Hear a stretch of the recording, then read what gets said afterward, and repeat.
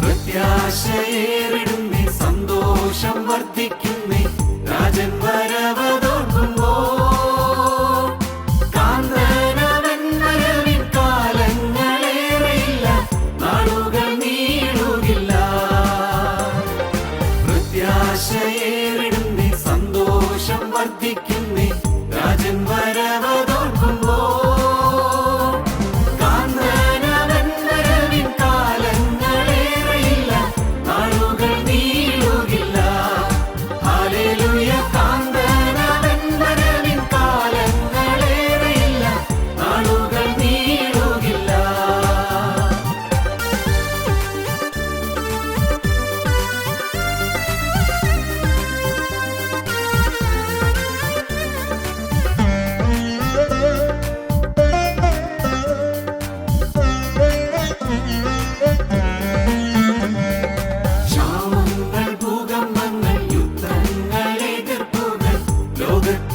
ും കാണുന്നേ, കാന്തനവൻ വരവിൻ കാലങ്ങളേറെയില്ല, നാളുകൾ നീളുകില്ല. ക്ഷാമങ്ങൾ, ഭൂകമ്പങ്ങൾ, യുദ്ധങ്ങൾ, എതിർപ്പുകൾ ലോകത്തിലെങ്ങും കാണുന്നേ, കാന്തനവൻ വരവിൻ കാലങ്ങളേറെയില്ല, നാളുകൾ നീളുകില്ല. ഹല്ലേലൂയ, കാന്തനവൻ വരവിൻ കാലങ്ങളേറെയില്ല, നാളുകൾ നീളുകില്ല.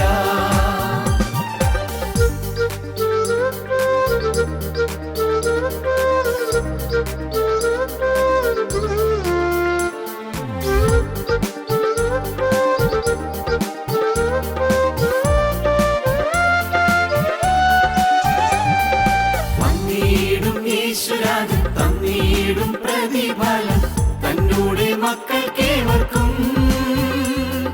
കാന്തനവൻ വരവിൻ കാലങ്ങളേറെയില്ല, നാളുകൾ നീളുകില്ല.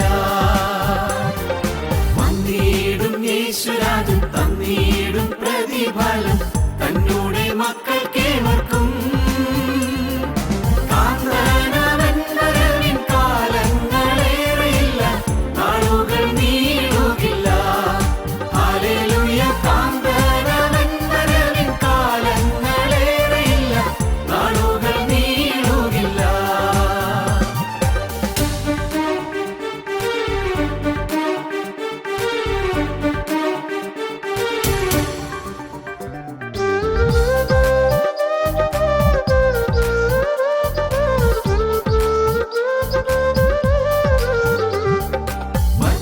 ശരീരം വിട്ടു ക്രിസ്തൻ സന്നിധി തന്നെ എത്തിയിടും ഞാനും വേഗത്തിൽ. കാന്തനവൻ വരവിൻ കാലങ്ങളേറെയില്ല, നാളുകൾ നീളുകില്ല. ശരീരം വിട്ടു ക്രിസ്തൻ സന്നിധി തന്നെ എത്തിയിടും ഞാനും വേഗത്തിൽ. കാന്തനവൻ വരവിൻ കാലങ്ങളേറെയില്ല, നാളുകൾ നീളുകില്ല.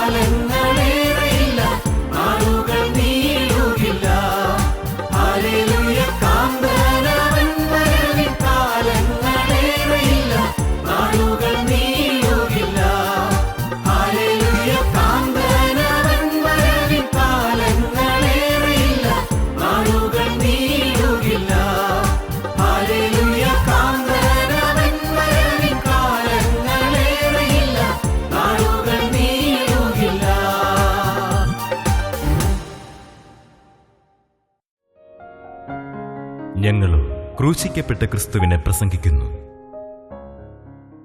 ദൈവ തിരുനാമത്തിന് മഹത്വം ഉണ്ടാകട്ടെ. ശമൂവേൽ പ്രവാചകൻ്റെ 2-ാമത്തെ പുസ്തകം 11-ാം അധ്യായം 26-ാം വാക്യം മുതൽ നമുക്ക് വായിച്ച് കേൾക്കാം. ഊരിയാവിൻ്റെ ഭാര്യ തൻ്റെ ഭർത്താവായി ഊരിയാവ് മരിച്ചുപോയി എന്ന് കേട്ടപ്പോൾ ഭർത്താവിനെക്കുറിച്ച് വിലപിച്ചു. വിലാപകാലം കഴിഞ്ഞ ശേഷം ദാവീദ് ആളയച്ച് അവളെ അരമനയിൽ വരുത്തി. അവളവൻ്റെ ഭാര്യയായി. അവന് ഒരു മകനെ പ്രസവിച്ചു. എന്നാൽ ദാവീദ് ചെയ്തത് യഹോവയ്ക്ക്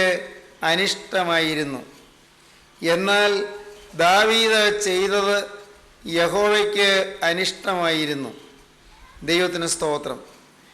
ദാവീദിൻ്റെ ജീവിതത്തിൻ്റെ അധപ്പതനത്തിൻ്റെ പടികളാണ് നാം കഴിഞ്ഞ ചില അവസരങ്ങളിലായി ചിന്തിച്ചു കൊണ്ടിരുന്നത്.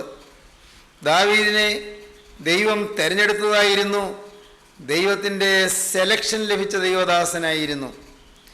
ദാവീദ് ദൈവത്തിൻ്റെ സന്നിധിയിൽ ചില തീരുമാനങ്ങൾ എടുത്തവനായിരുന്നു. ദൈവ തിരുമുൻപാകെ ഡിസിഷൻസ് എടുത്തവനായിരുന്നു. എന്നാൽ ദാവീദ് അധപ്പതിച്ചു.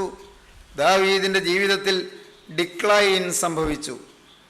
സെലക്ഷൻ, ഡിസിഷൻ, ഡിക്ലൈൻ, ഈ 3 പദങ്ങളെ ആസ്പദീകരിച്ച് ദാവീദിൻ്റെ ജീവിതത്തിലെ വളരെ ഗൗരവമേറിയ ചില കാര്യങ്ങൾ നാം കഴിഞ്ഞ ചില സമയങ്ങളിൽ ചിന്തിക്കുകയുണ്ടായി. ദാവീദിൻ്റെ അധപ്പതനം അത് ജീവനുള്ള ദൈവത്തെ അതിവേദനപ്പെടുത്തി. മനുഷ്യ ജീവിതത്തിൽ പാപം വരുമ്പോൾ ദൈവം ദുഃഖിക്കുകയാണ്. എന്താണ് കാരണം? പാപത്തിൻ്റെ അനിവാര്യമായ ഫലമാണ്, മാറ്റാൻ വയ്യാത്ത ഫലമാണ് നാശം, നിത്യമായ നരകം, നിത്യമായ ശിക്ഷാവിധി, ഇറ്റേണൽ ടോർച്ചർ. അത് ദൈവം കാണുന്നു. മനുഷ്യൻ സ്വന്തം കണ്ണുകൊണ്ട് കാണുന്നത് മാത്രമേ അറിയുന്നുള്ളൂ. എന്നാൽ നിത്യനായ ദൈവം, ഇന്നലെയും ഇന്നും എന്നേക്കും അനന്യനായ ദൈവം എല്ലാം കാണുന്നു. പാപം മൂലം മനുഷ്യന് വരാൻ പോകുന്ന തീർത്താൽ തീരാത്ത കെടുതികൾ, നിത്യനാശം, നിത്യമായ കേട് സ്വർഗത്തിലെ ദൈവം അറിയുന്നു. നിത്യമായ യാതന, നിത്യമായ തീപ്പൊയ്ക, നിത്യമായ നരകത്തിൻ്റെ ഭീകരമായ ദുരിതം എല്ലാം ദൈവം കാണുന്നു. മനുഷ്യൻ പാപത്തിൽ നിന്ന് രക്ഷപ്പെടുവാൻ വേണ്ടിയാണ് ദൈവം മനുഷ്യന് വേണ്ടി ക്രൂശിൽ മരിച്ചത്. കർത്താവായ യേശുക്രിസ്തു ക്രൂശിൽ തിരുവലി അണച്ചു, തിരുവലിയായി തീർന്നു. കർത്താവായ യേശു ക്രൂശിൽ യാഗമായി തീർന്നു. എന്തിനാണ് യേശുക്രിസ്തു യാഗമായി തീർന്നത്? നമ്മുടെ പാപത്തിന് ശിക്ഷ യേശു വഹിക്കുകയായിരുന്നു. നമ്മുടെ ജീവിതത്തിൽ എളുപ്പം മനസ്സിലാക്കാൻ തക്കവണ്ണം വളരെ ലളിതമായ ഉദാഹരണം പറഞ്ഞാൽ അത് നിങ്ങൾക്ക് കൂടുതൽ ഗ്രഹിക്കാൻ സാധിച്ചേക്കും. നിങ്ങളുടെ ഒരാൾക്ക് വളരെ ഭീമമായൊരു തുക കടമുണ്ടെന്നിരിക്കട്ടെ. വളരെ ഭീമമായൊരു തുകയാണ്.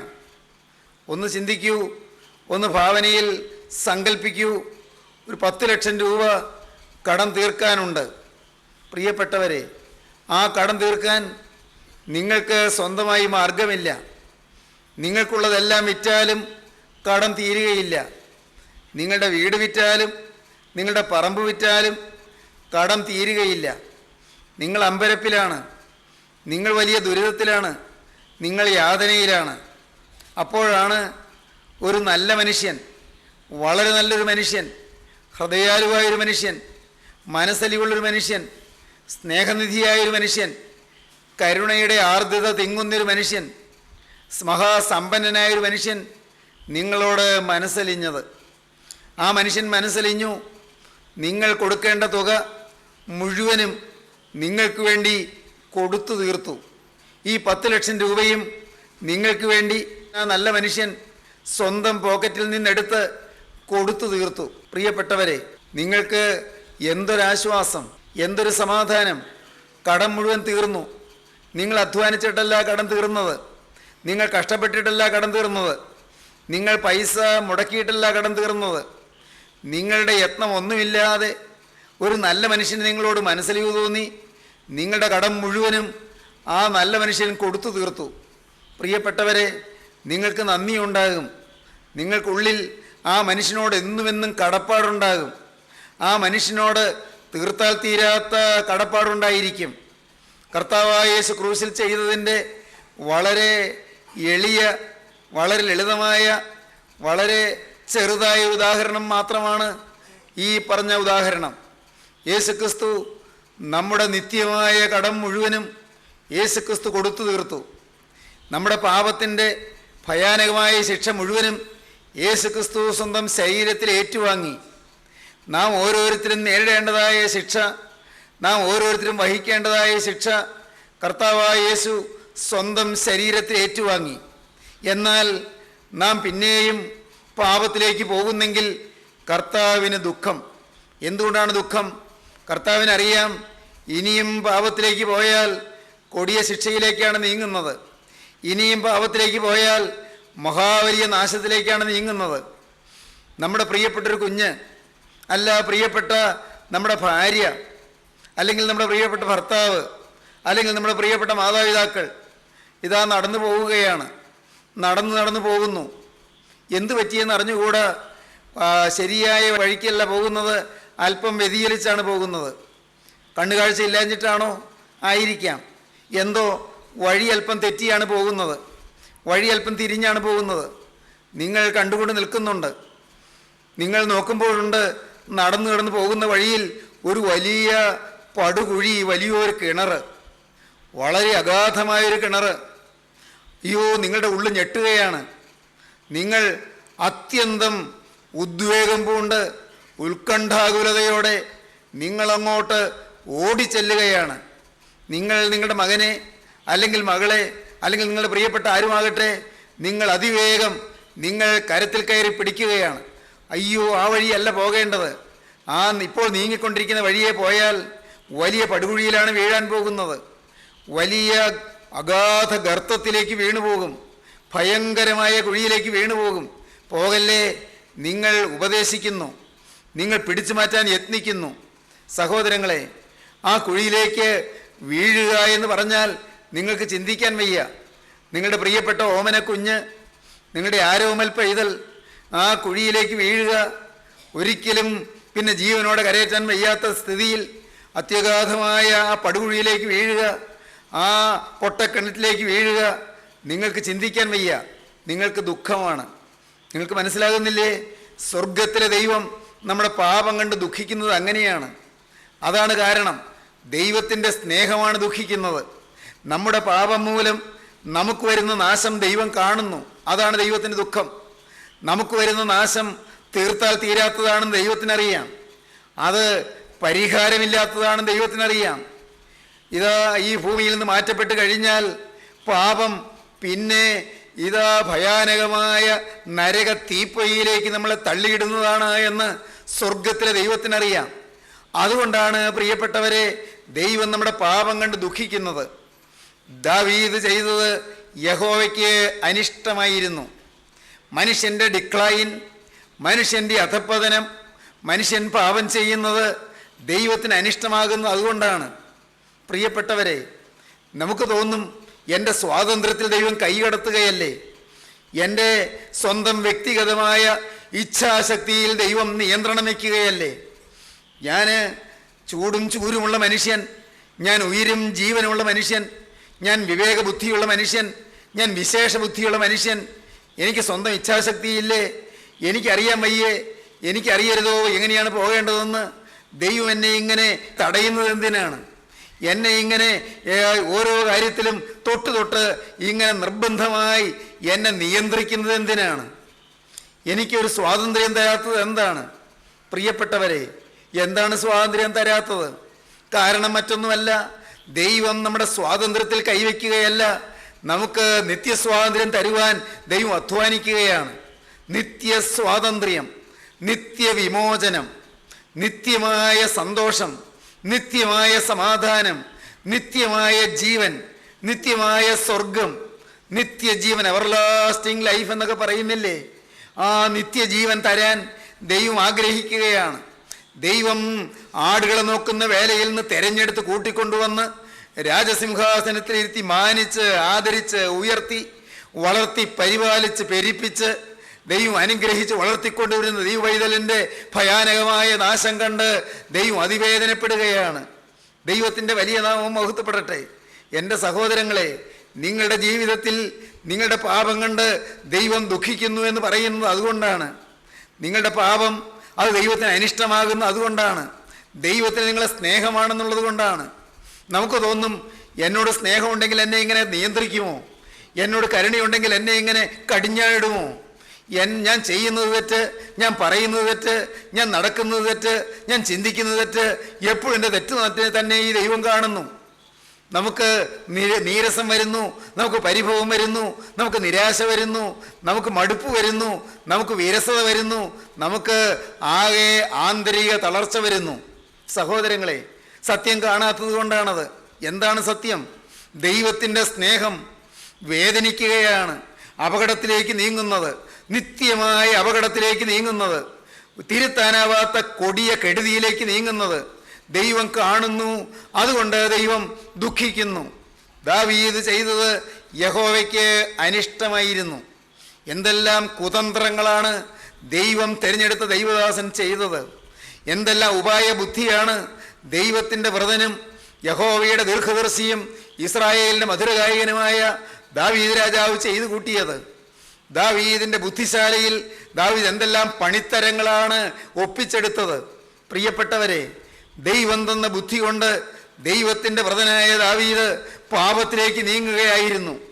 ദൈവം കൊടുത്ത ബുദ്ധി കൊണ്ട്. സഹോദരങ്ങളെ, ചിന്തിക്കൂ. ദൈവം നിങ്ങൾക്കൊരു വിദ്യാഭ്യാസം തന്നു, ദൈവം നിങ്ങൾക്ക് ഒരു വരുമാന മാർഗം തന്നു, ദൈവം നിങ്ങൾക്ക് ആരോഗ്യം തന്നു, ദൈവം നിങ്ങൾക്ക് കഞ്ഞി കുടിക്കാൻ വക തന്നു, ദൈവം നിങ്ങൾക്ക് അവയവങ്ങൾക്ക് ഭംഗമില്ലാതെ കാത്തു, ദൈവം നിങ്ങൾക്ക് സുബോധം തന്നു, ദൈവം നിങ്ങൾക്ക് ഈ പ്രായം വരെ ഇത്രയും ഐശ്വര്യമായി ജീവിക്കാനുള്ള സാഹചര്യങ്ങൾ ഇണക്കി തന്നു. എന്നാൽ പ്രിയപ്പെട്ടവരെ, നമുക്ക് ലഭിച്ച സാഹചര്യങ്ങൾ നാം നമ്മുടെ തന്നെ നിത്യനാശത്തിനാണോ നിത്യജീവന് വേണ്ടിയാണോ ചെലവഴിച്ചത് എന്ന് നാം ചിന്തിക്കുമ്പോൾ അപ്പോഴാണ് നമുക്ക് പശ്ചാത്താപം വരുന്നത്. അയ്യോ, കളഞ്ഞുപോയല്ലോ, നല്ല നല്ല കാലങ്ങൾ ഞാൻ നഷ്ടപ്പെടുത്തിയല്ലോ. മദ്യത്തിന് വേണ്ടി ഒട്ടേറെ പൈസ ചെലവഴിച്ചു, കൊള്ളരുതായ്മയ്ക്ക് വേണ്ടി ഒട്ടേറെ ആരോഗ്യം ചെലവഴിച്ചു, അഴുക്ക് ജീവിതത്തിന് വേണ്ടി ഒട്ടേറെ സമയം ചെലവഴിച്ചു, അശുദ്ധ ജീവിതത്തിന് വേണ്ടി, വഴക്കിനും വക്കാണത്തിനും വേണ്ടി, വൈരാഗ്യത്തിനും പകയ്ക്കും വേണ്ടി, ഭിന്നതയ്ക്കും അസൂയയ്ക്കും വേണ്ടി. എൻ്റെ ദൈവമേ, ഞാൻ എനിക്ക് തന്നെ നാശം വരുത്തുകയാണല്ലോ ചെയ്തത്, ഞാൻ അറിഞ്ഞില്ല. ദൈവത്തിൻ്റെ വലിയ നാമം മഹത്വപ്പെടട്ടെ. ഇതാണ് പശ്ചാത്താപ വിവശത, അനുശയ വിവശത എന്ന് പറയുന്നത്. പശ്ചാത്താപം ഹൃദയത്തിൽ നീറിപ്പടരുകയാണ്.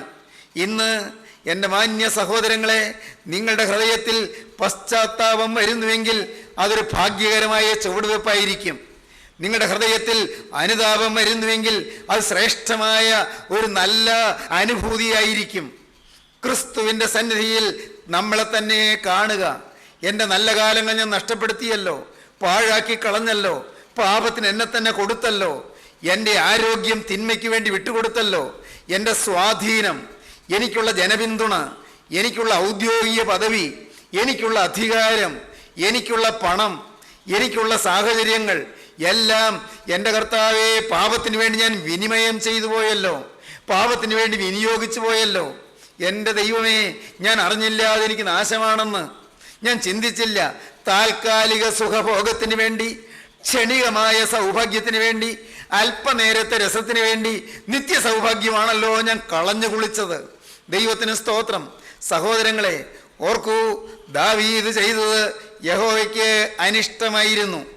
ദാവീദ് അവന് ദൈവം കൊടുത്ത ബുദ്ധി കൊണ്ട് എന്തെല്ലാം തന്ത്രങ്ങൾ അവൻ മെനഞ്ഞെടുത്തു. ഊരിയാവിൻ്റെ ഭാര്യയായ ബത്ശേബയെ ദാവീദ് ഏറ്റവും ഹീനമായ ജീവിതത്തിലേക്ക് നയിച്ചു. തന്മൂലം ബത്ശേബ ഗർഭിണിയായി. ആ സ്ത്രീ ഗർഭിണിയായപ്പോൾ അവളുടെ ഭർത്താവിനെ യുദ്ധരംഗത്ത് നിന്ന് മടക്കി വരുത്തി. ആ ഭർത്താവായ ഊരിയാവിനെ അവളുടെ വീട്ടിലേക്ക് അയക്കാൻ ശ്രമിച്ചു. ഊരിയാവ് വീട്ടിലേക്ക് പോയില്ല. സമ്മാനങ്ങളും എല്ലാമായി അയക്കാൻ ശ്രമിച്ചു, എന്നിട്ടും പോയില്ല.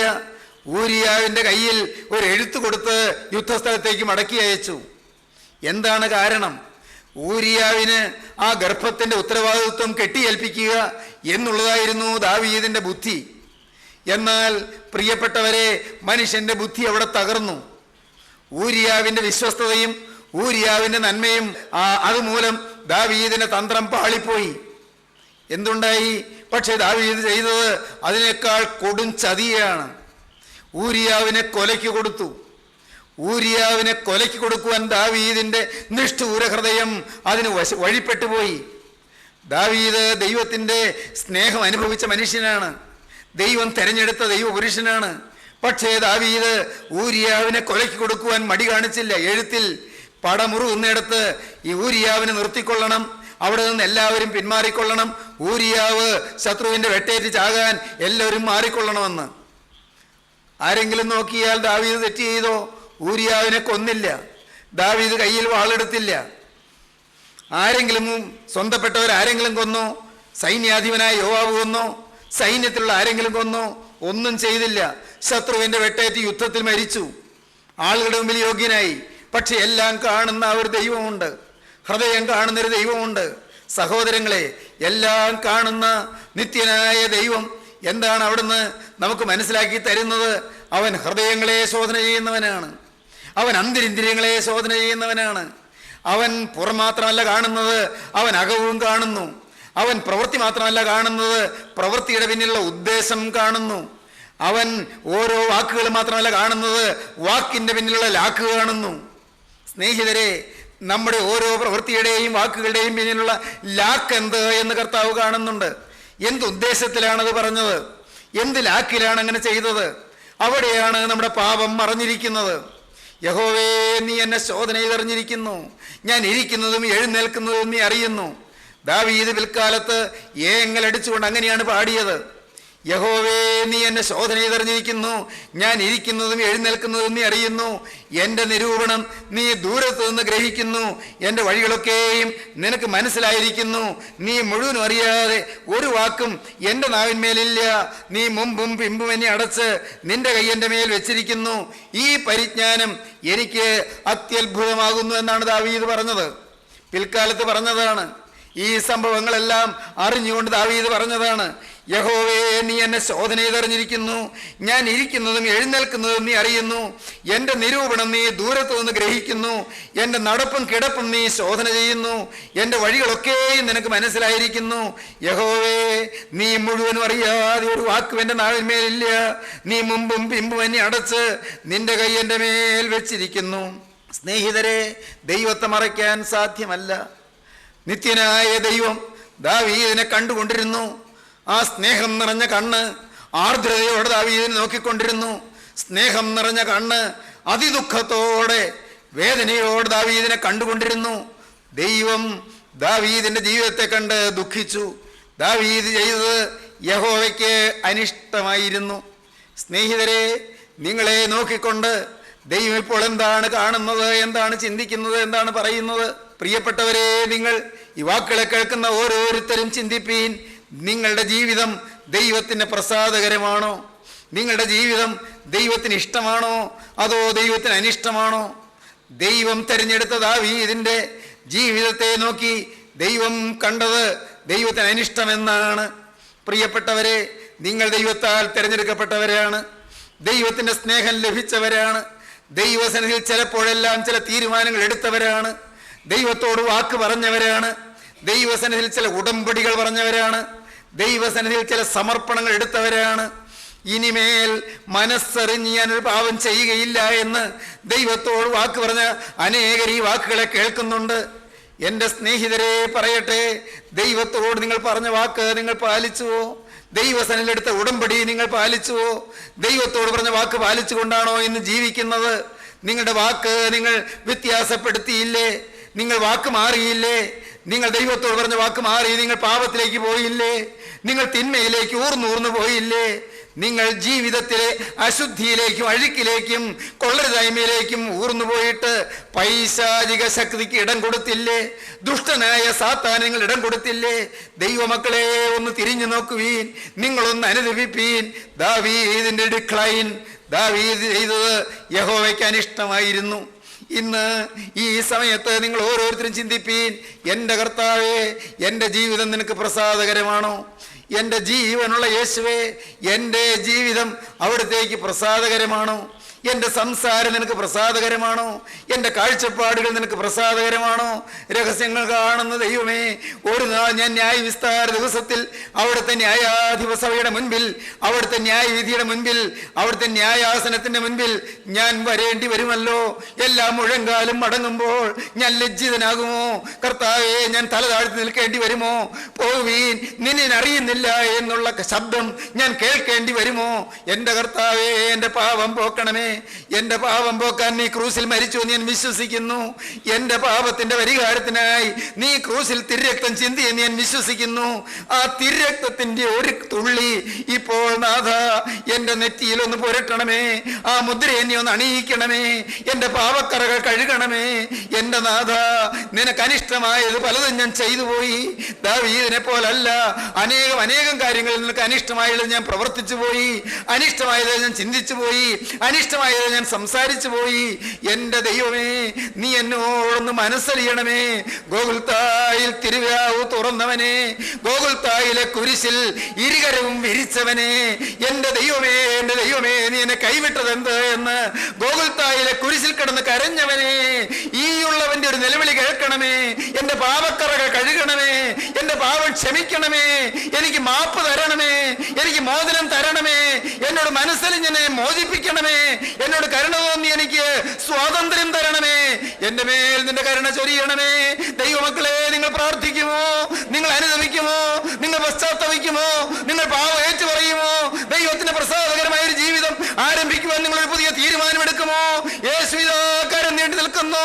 നിങ്ങളുടെ ജീവിതം ക്രിസ്തുവിന്റെ കരങ്ങളിലേക്ക് കൊടുക്കുകയും ദൈവജനമേ, ഏവരും തങ്ങളുടെ ജീവിതം യേശുക്രിസ്തുവിന്റെ അരിമകരങ്ങളിലേക്ക് ഏൽപ്പിച്ചു കൊടുക്കുകയും യേശു നിങ്ങളെ തൊടട്ടെ. യേശു നിങ്ങളെ വാഴ്ത്തട്ടെ. യേശുവിന്റെ തിരുരക്തം നിങ്ങളുടെ മേൽ പതിക്കട്ടെ. യേശുവിന്റെ കൃപ നിങ്ങളെ പൊതിയട്ടെ. യേശുവിന്റെ ശക്തി നിങ്ങളിലേക്ക് ഇടിച്ചിറങ്ങട്ടെ. നമുക്ക് പ്രാർത്ഥിക്കാം. ഹല്ലേലൂയ. കരുണയുള്ള കർത്താവേ, ഈ മനോഹരമായ സമയത്തിനായി സ്തോത്രം.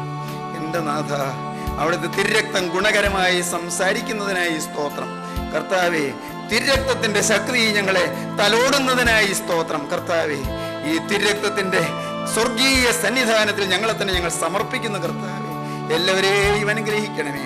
വചനം കേട്ട എല്ലാവരുടെ മേലും ഇവിടുത്തെ കരം വരണമേ. തിരുരക്തം പുരട്ടണമേ.